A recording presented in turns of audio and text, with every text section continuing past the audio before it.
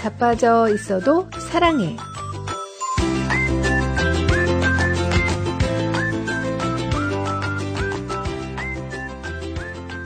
안녕하세요. 미주 복음방송 자빠져 있어도 사랑해. 저희는 제임스 장, 크리스틴 장입니다. 제임스님은 살면서 경험했던 것 중에 내가 이럴 때 리더십을 잘 발휘했다 했던 기억이 있으신가요? 아, 리더십이요? 네. 저는 리더를 그래도 여러 번 했던 것 같아요. 오, 그러셨군요. 특히 기억에 남는 게 제가 이제 대학교 때 2학년 때인가 이제 여름 캠프를 갔는데 네. 저희 캠프에서 이제 이렇게 조별로 이렇게 팀을 나눠가지고 네. 캠프를 어디서 갔는데요? 대학교 때 캠프를 가나요? 네, 대학교 때 제가 그 레크레이션 리서치 클럽이라고 예. 그 서클에 들어왔었어요. 아, 서클 활동을 하는데 그 예. 레크레이션 서클이다 보니까 우리 열심히 놀면서 재밌었겠네요. 예, 여름 캠프를 바닷가로 갔는데 다른 학교 학생들도 같이 오고 해가지고 네. 이렇게 그 조를 만들어서 그 약간의 그 대결 구도로 가가지고 이제 우승자를 뽑는 거예요. 네. 그 제가 이제 리더였는데 팀장이었는데 네. 그 사람들이 저는 좀 이렇게 제가 그래도 좀 부드러운 스타일이어가지고 네. 그런다 보니까 어떤 팀들은 팀장이 막 으쌰으쌰 하면서 네. 막 다구치고 이러기도 하는데 네. 저희는 제가 좀 그렇게 안 하니까 사람들이 좀 불안했나 봐요. 조원들이. 이 리더를 믿어도 되나? 너무 조용하다, 리더가. 너무 좀 부드러우니까. 예. 그런데 어쨌든 그분들이 같이 잘 이끌어가지고 우리가 우승을 했어요. 그런 경험이 있었고 제가 또 취직을 했을 때 네. 했어도 신입사원 연수 같은 걸 하잖아요, 옛날에. 그렇죠. 예, 연수를 하는데 그때도 저희 그룹에서 이제 대기업이니까 네. 그룹에서 연수를 하는데 제가 우리 팀에 또 조장이 돼가지고 네. 그런 거 잘 뽑히시나 봐요. 어떻게 제가 좀 그런 편이었던 것 같아요. 잘 예. 나서면서 얘기는 또 하니까. 네. 그때는 또 나이도 좀 다양하잖아요. 다양한데 그렇죠.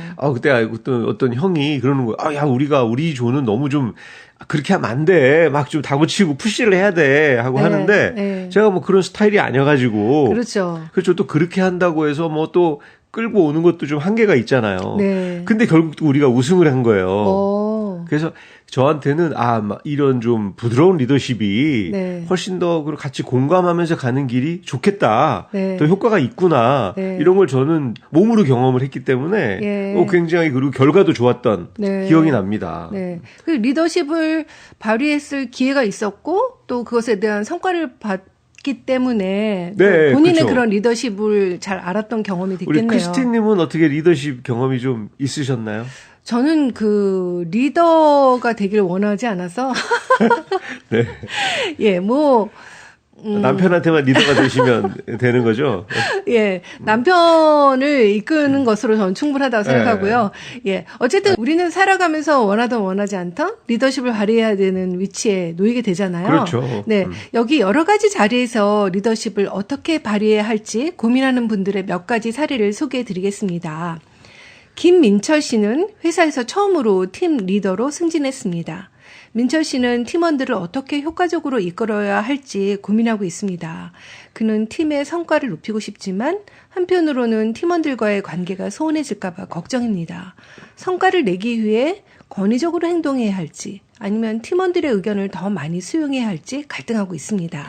그렇죠. 내가 권위적으로 행동하면서 막 푸시하면서 밀고 가야 네. 눈에 띄게 뭔가 성과를 내놓을 수 있지 않을까 네. 하는 아까 유혹이 있을 것 같아요. 제임스 님이 경험했던 리더십 중에 맞아요. 형이 말했던 게 그거죠. 그렇죠. 더 세게 해야 돼. 네. 더 권위적으로 해야 돼. 그래야 따라오지. 그래야 화이팅이 있지. 이런 맞아요. 경우. 또 약간 또 이게 세대 차이도 있는 것 같아요. 옛날에는 네. 또 더 그런 면이 심했던 것 같아요. 네. 또 군대도 리더는 가고 세야 된다. 리더는 뭔가 강하게 좀 밀어붙이고 네. 으쌰으쌰 하면서 막 끌고 가는 이게 네. 있는데 뭔가 사람들이 리더를 그냥 좀 독재자처럼 네. 끌고 가도 따라온다. 네. 그러면 또 효과는 빠르잖아요. 눈에 보이는 거는. 맞아요. 예, 그런 고민을 김민철 씨는 하고 있는 거죠. 그렇죠. 네. 또 다른 사례가 있습니다. 교회 청년부에서 새롭게 리더로 선출된 강유라 씨는 신앙적인 리더십과 현실적인 관리 능력 사이에서 고민하고 있습니다. 청년부원들의 신앙 성장과 교회 봉사를 독려하고 싶은데 서로 다른 의견을 가진 부원들을 조율하는데 아주 어려움을 겪고 있는 거죠. 그 유라 자매는 영적 리더로서의 본을 보이려면 구체적으로 어떻게 행동해야 할까? 다양한 배경을 가진 청년들을 어떻게 하나로 모을 수 있을까 가지고 고민을 하고 있습니다. 네, 이런 고민 우리 교회에서 많이 하게 되죠. 맞아요. 네, 우리가 팀장을 하거나 이제 어떤 리더가 됐을 때 우리가 성경에서 배운 대로 하긴 해야 되잖아요. 예수님처럼 오래 참고 또 기다려주고 또 이렇게 그렇죠. 케어해주고 이래야 되는데 또 리더가 다 본을 보이고 싶지만 또 그게 마음대로 안 되잖아요. 또 사람들이 또 이상한 사람들도 많고 예. 또 뭐 자기 마음대로 하는 사람들도 많은데 어디까지 내가 이걸 참아줘야 될까 하는 고민을 늘 하게 되죠. 맞습니다. 네. 그리고 두 아이를 키우는 고성훈 씨가 있습니다. 성훈 씨는 부모로서 아이들을 잘 이끌어야 하는 책임을 느끼지만 엄격한 훈육과 자유로운 교육 방식을 어떻게 조화시킬지 고민 중입니다. 아이들이 성장하면서 스스로 선택하는 법을 배우게 하고 싶지만 중요한 순간에는 부모의 지도를 필요로 한다는 것도 알고 있습니다. 성훈 씨는 아이들을 양육하면서 자율성과 규율 사이에서 어떤 균형을 잡아야 할까가 고민입니다. 맞아요. 딱 그 자율성과 규율이라고 하셨는데 네. 그게 포인트인 것 같아요. 네. 어떤 틀에 박힌 규율을 만들어 놓고 네. 이걸 따르게 하면서 뭔가 그 끌고 가는 네. 이런 게 있고 아니면 아이들에게 그냥 자율적으로 맞춰서 또 스스로 알아서 하게 네. 하면서 또 유도하는 것도 있는데 네. 또 어떨 때는 자율적으로 하다 보면 좀 막 속이 터질 때가 있잖아요. 맞아요. 근데 우리가 자랄 때, 우리가 어린이였을 때는 네. 규율과 또 엄한 그렇죠. 그 뭐, 가르침을 그렇죠. 많이 받았던 세대인데. 맞습니다. 근데 뭐 옛날에 때리고 막 그랬잖아요. 맞아요. 학교에서도. 선생님도 그렇고 네. 부모님도 그렇고. 그런데 그 요새 아이들은 또 부모님들이 하나하나 물어보면서 네 생각은 어때? 넌 이게 좋아 저게 좋아? 하고 계속해서 자율성을 맞아요. 강조해서 또 가르치는 세대잖아요. 그렇죠. 근데 그 둘의 장단점이 있는 것 같아요. 예. 그렇죠. 예, 아무래도. 그것을 어떻게 네. 잘 조화롭게 가르쳐야 될까? 그 항상 뭐 고민이 되겠죠, 부모로서는. 네, 맞습니다. 네. 근데 이렇게 각자의 자리에서 올바른 리더십을 고민하는 분들이 많을 텐데요. 하지만 우리 그리스도인들에게는 진정한 리더십을 본을 보인 분이 계시죠. 네. 그 누구시죠? 예수님이요. 정답입니다. 네. 네.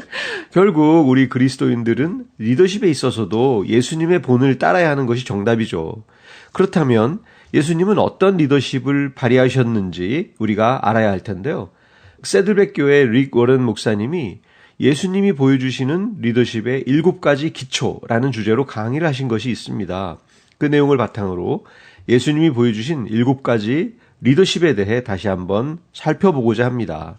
근데 이 내용이 정말 하나도 빼놓을 수 없게 중요한 것이어서 이번 주와 다음 주, 2주에 걸쳐서 한번 우리가 다뤄보도록 하겠습니다. 네, 너무 중요한가 봐요. 두 주나 하신다니. 그렇죠. 우리 삶에서 누구나 또 리더잖아요. 그렇죠. 네, 어떤 자리마다 뭐 자리는 다르지만 어쨌든 내가 이끌어가야 할 것들이 있는데 이걸 정말 어떻게 하면 잘 이끌어갈 수 있을까? 네. 딱 고민을 다 많이 하실 것 같아요. 예수님이 먼저 보여주셨잖아요. 그렇죠. 예. 그 리더십 표본을 예수님을 통해서 우리가 알아보는데 그 7가지나 되니까 정말 한 주로 부족할 것 같아요. 네, 맞습니다. 그럼 알아볼까요? 먼저 예수님의 7가지 리더십 중 첫 번째로 자기 이해가 있습니다. 내 자신을 알아야 된다는 네, 거죠. 스스로를 알아야 된다는 네. 거죠. 리더로서 우리는 자신이 누구인지를 알아야 합니다. 역사상 위대한 지도자들은 자신의 강점과 약점을 잘 알고 있었습니다. 우리 모두는 강점과 약점을 함께 가지고 있습니다. 강점만 있는, 약점이 전혀 없는 리더는 없을 뿐더러 그런 리더가 되기 위한 노력은 우리에게 짐만 지울 뿐이죠. 리더로서 우리의 강점과 약점 모두를 인정할 줄 아는 솔직함이 필요합니다. 좋은 리더는 약점이 없는 리더가 아니라 자신이 할 수 있는 것과 없는 것을 분별할 줄 아는 리더입니다. 내가 뭘 잘하고 뭘 못하는지를 사실 알아야 되는데 그 옛날에 그런 말도 있잖아요. 지피지기면 백전백승이라. 그렇죠. 그죠? 적을 알고 나를 알고 해야 되는데 사실 나를 알기가 또 쉽지 않아요. 그죠? 맞아요. 저는 그 예수님이 보여주신 리더십 중에 첫 번째로 자기 이해라고 하면서 이렇게 말씀하시는 것들이 너무 큰 깨달음을 줬는데 네. 우리가 리더십 하면은 어떤 내 밑에 내가 누구를 또 끌고 가야 되나 그 사람들에 집중하기 쉬운데 네. 자기 자신을 먼저 알아야 된다는 게 너무 중요한 깨달음인 것 같아요. 그렇네요. 예, 먼저 내가 무엇을 잘하는지, 그렇죠. 네, 무엇을 못하는지. 네. 내가 그래도 내 스타일이나 내가 할 수 있는 방향에 맞춰서 또 끌고 가야지. 맞아요. 전혀 아니면 또 혼선만 줄 것 같아요. 맞아요. 근데 그것도 약점을 알면은 또 그것을 보완할 수 있는 방법을 찾겠죠. 그렇죠. 예, 그런 것들이 중요할 것 또 같습니다. 자기 약점을 보완할 수 있는 또 팔로워를 둘 수도 있고. 맞아요. 네. 예, 그러니까 자기 자신을 아는 게 너무 중요한 그렇겠네요. 거죠. 그 역사적으로는 자신의 약점에도 불구하고 훌륭한 리더십을 발휘했던 분들이 있는데요. 먼저 윈스턴 처칠이 있습니다. 처칠은 고집이 세고 지나치게 직설적인 성격이라서 종종 동료나 부하들과 갈등을 빚었다고 합니다. 그리고 젊은 시절에는 여러 정치적 실패와 판단 실수를 경험했죠. 근데 그런 약점에도 불구하고 2차 세계대전 당시에 영국을 이끌면서 강력한 연설과 비전을 통해서 국민들을 하나로 결속하는 아주 훌륭한 리더십을 발휘했죠. 네, 맞습니다. 우리가 어릴 때 그 어린이 위인전 위인전. 네, 그 읽잖아요. 저도 이제 어머니가 전집을 사주셔서 위인전 열심히 읽었던 기억이 나는데 그 위인전에는 보면 그 사람들의 약점이 별로 안 나타나 있었던 것 같아요. 좋은 점만 다 썼으니까. 너무 훌륭하고 내가 감히 넘볼 수 없는 그런 분들이어서 제가 위인전을 읽으면서 존경도 했지만 나하고는 다른 사람이다 하고 그냥 좀 치워놨던 그런 경험도 있거든요. 근데 사실은 모든 위인들이 다 약점이 있었잖아요. 맞아요. 예, 그래서 잘 극복한 그런 분들이 위인이 되는 것 같아요. 그러니까 이제 또 그 어떤 타이밍도 중요한 것 같아요. 맞아요. 처칠처럼 막 고집이 세고 좀 직설적이고 이런 분인데 네. 이런 분인데 아주 조용하고 평탄할 때는 이런 분들이 그렇게 두각이 안 나타날 맞아요. 수도 있을 것 예, 같아요. 위기 때 예. 전쟁이 나니까 막 그 리더십이 네. 막 드러나는 거죠. 예, 맞아요. 그리고 마하트마 간디가 있습니다. 간디는 지나치게 내성적인 성격으로 인해 대중연설이나 강력한 카리스마를 발휘하기 어려웠다고 합니다.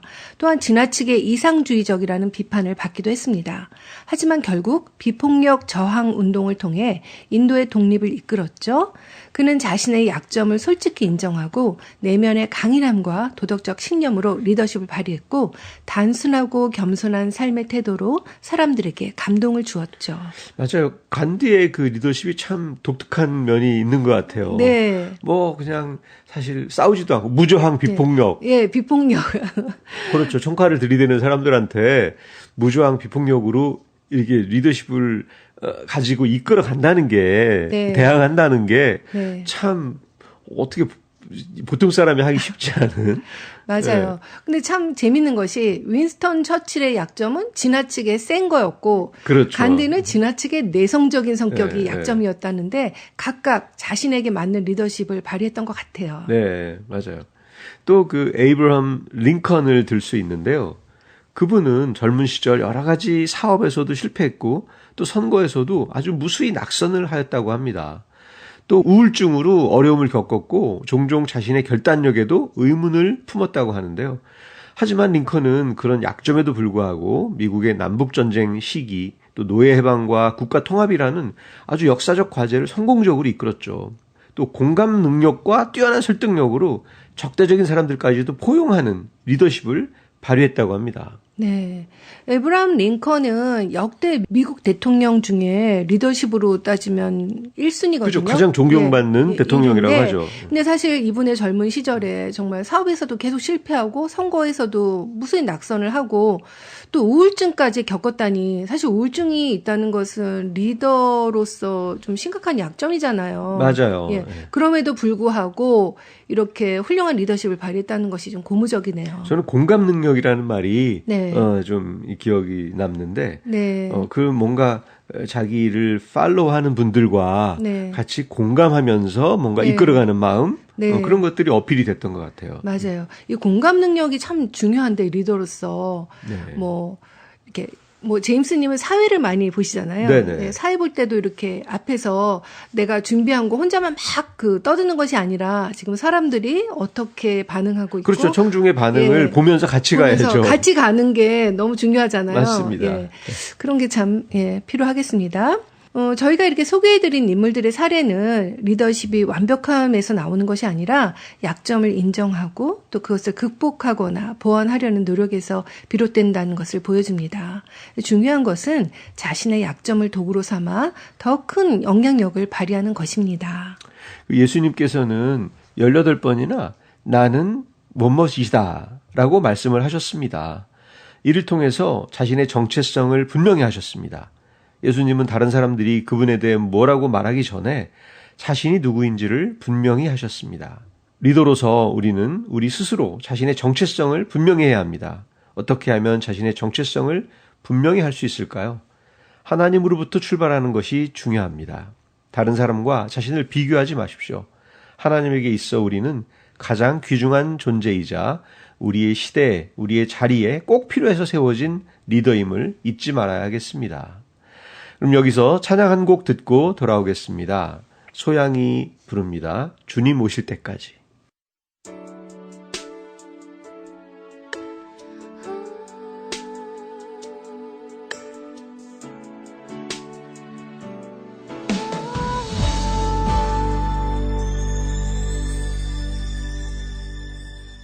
주님 다시 오실 때까지 나는 이 길을 가리라.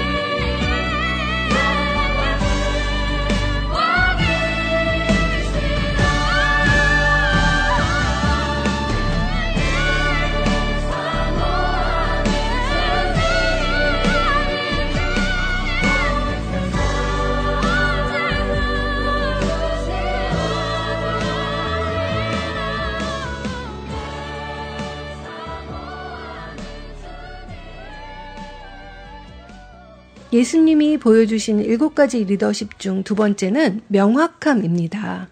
리더는 자신이 성취해야 할 일을 분명히 알아야 합니다. 우리의 삶의 부르심이 우리를 리더로 세운 이유가 무엇인지를 알아야 합니다. 예수님은 하나님의 소명이 어디에 있는지 정확하게 알고 계셨습니다. 그분은 분명한 목표를 설정한 솔직한 리더였습니다.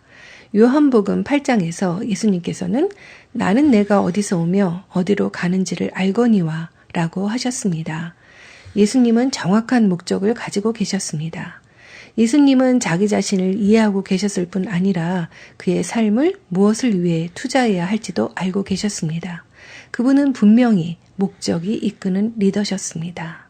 네, 어디로 가야 할지 목적지를 정확히 아는 리더가 중요하겠는데요. 그렇죠. 내 방향을 명확히 아는 게 그죠? 너무 내가 중요하죠. 알아야 끌고 가죠. 너무 중요하죠. 네. 예, 제가 아는 어떤 분이 자신이 경험한 리더에 대해서 얘기했던 기억이 있는데, 그 리더가 저기로 갑시다. 그래서 자기 막 따라갔대요. 네. 막 솥단지 끌고 막 다 짐 싸가 들고 이제 갔는데 리더가 거기 딱 가보더니 여기가 아닌가벼.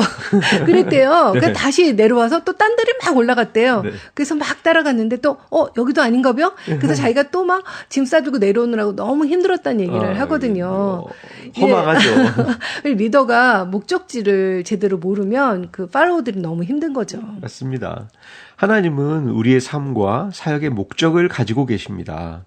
만약 우리가 그것을 소홀히 하거나 다른 무엇을 이보다 중히 여긴다면 결국 우리의 삶은 낭비되고 말 것입니다. 리더란 하나님이 자신을 보내신 목적, 또 하나님이 자신이 섬기는 조직을 세우신 그 목적을 분명히 깨닫고 열정을 가지고 그것을 추구하는 사람입니다. 네. 예수님의 7가지 리더십 중 세 번째는 동기입니다. 리더는 누구를 기쁘게 해야 하는지를 알아야 합니다. 안타깝게도 우리의 의지나 바람과는 달리 우리는 모든 사람을 기쁘게 할 수 없습니다. 우리는 한 사람을 기쁘게 하는 반면 다른 사람에게는 실망을 안겨다 줄 수밖에 없습니다. 그렇다면 우리는 누구를 기쁘게 해야 할까요? 아내를 기쁘게. 네, 예수님을 더 기쁘게 해주세요. 그렇죠. 네. 예. 깜짝 놀랐습니다. 네. 예수님은 한 사람의 청중을 위해서 사셨습니다. 그분의 모든 목적은 하늘에 계신 아버지를 기쁘시게 하는 것이었습니다. 예수님은 요한복음 5장에서 나를 보내신 이의 뜻대로 하려 한다고 하셨습니다. 예수님은 대중의 만족이나 지지를 얻으려고 하지 않았습니다. 단지 하나님을 기쁘게 하기를 원했습니다. 성경에 사람을 만족시키지 않고 하나님을 기쁘게 하는 것을 목적으로 살아간 인물들이 있죠. 네, 먼저 다니엘이 있습니다. 다니엘은 바벨론과 페르시아 왕들 아래에서 높은 지위에 있었지만 사람보다 하나님을 기쁘게 하는 삶을 선택했습니다. 그는 하나님의 율법을 지키는 것을 최우선으로 삼았죠. 그는 다리오 왕이 자신 외에 다른 신에게 기도하지 못하도록 법을 만들었을 때 하나님께 기도하기를 멈추지 않았습니다. 그는 사람들의 위협보다 하나님의 뜻을 따랐습니다. 또 사도 바울이 있습니다. 바울은 복음을 전하는 삶에서 사람들에게 비판받거나 고난을 당하는 상황에서도 하나님께 순종하며 복음의 사명을 완수했습니다. 갈라디아서 1장 10절에서 바울은 말합니다. 내가 사람들에게 좋게 하랴 하나님께 좋게 하랴. 이 말은 하나님의 뜻에만 순종하겠다는 결단을 보여줍니다. 네, 바울이 했던 이 질문은 우리 그리스도인들이 수시로 스스로에게 물어봐야 되는 질문일 것 같아요. 맞아요. 사람들 또 같이 일하다 보면 또 많이 또 눈치도 보이고 네. 또 인기에 영합하게 되고 이런 네. 것들이 또 있잖아요. 맞아요. 근데 또 어떤 때는 인기보다도 이 사람 또 마음을 아프게 해야 되잖아요. 그렇죠, 또 그렇죠. 기분 안 좋을 텐데 하는 그것 때문에 눈치를 보게 돼요. 하지만 그것이 하나님의 뜻과 배치된다면 우리에게는 선택의 여지가 없는 맞아요. 거죠. 저는 사울 왕이 생각나네요. 사울이 네. 이제 왕이 되고 나서는 네. 정말 하나님 뜻보다는 막 자기가 왕이니까 어떻게든 국민의 마음을 사로잡으려고 예. 막 자기 뜻대로 하는 것들이 많잖아요. 맞아요. 예. 그래서 큰 일을 겪게 되죠. 그리고 또 노아가 있습니다.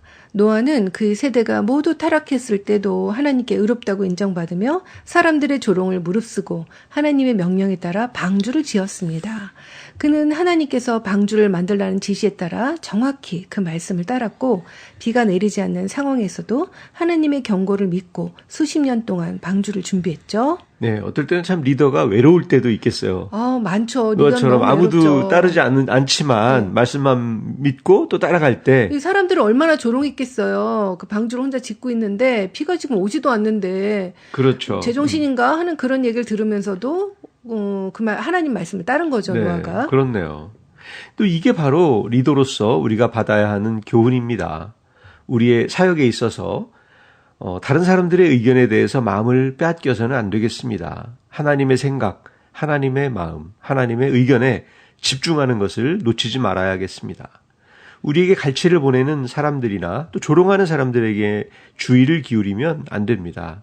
이런 것들은 우리를 곁길로 빠지게만 할 뿐입니다. 오직 하나님만을 기쁘시게 하는 사역을 하는 것이 중요하겠습니다. 네. 이렇게 방향을 잘 잡아놓으면 네. 주변의 사람들이 좀 어떻게 뭐 반대를 하든가 또 조롱을 하든가 하더라도 네. 내가 올바른 방향으로 가면서 또 이런 것들이 결국은 잘 도닥여지고 네. 또 이렇게 스스로 하나님이 원하시는 방향으로 가다 보면 잘 풀려질 것 같아요. 맞아요. 그리고 우리가 사람들을 만날 때 목적이 당장 그 사람의 마음을 기쁘게 하기보다는 그 사람을 예수님께 이끄는 것이 가장 그 사람을 위하는 거잖아요. 네. 그러니까 하나님의 뜻대로 가는 것을 같이 가는 것, 그래서 그 끝을 같이 보는 것, 그것이 그 사람에게도 좋다는 것을 우리가 기억해야 될 것 같아요. 네, 오늘도 여러분의 삶의 자리에서 예수님이 보여주신 리더십을 잘 실천하시는 저희와 여러분이 되시기를 바라면서 끝곡으로 주리가 부르는 예수 닮기를 들려드리면서 저희는 물러가겠습니다. 미주 복음방송 자빠져 있어도 사랑해. 저희는 다음 주일 1시 반에 또 만나요.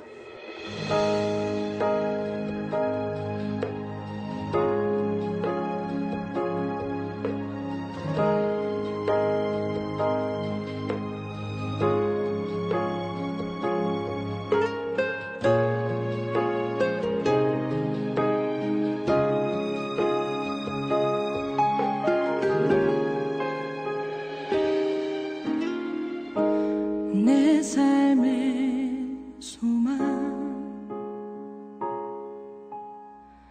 내가 바라는 한 분 예수 닮기를 내가 원하네 한없는 사랑 풍성한 긍휼 예수 닮기를 내가 원하네 예수 닮기를 예수 보기를 예수만 높이기 내가 원하네 내 평생 소원 예수 닮기를 예수만 닮기를 내가 원하네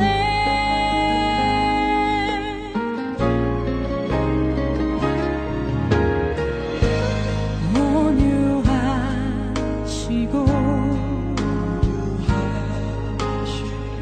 겸손하신 성품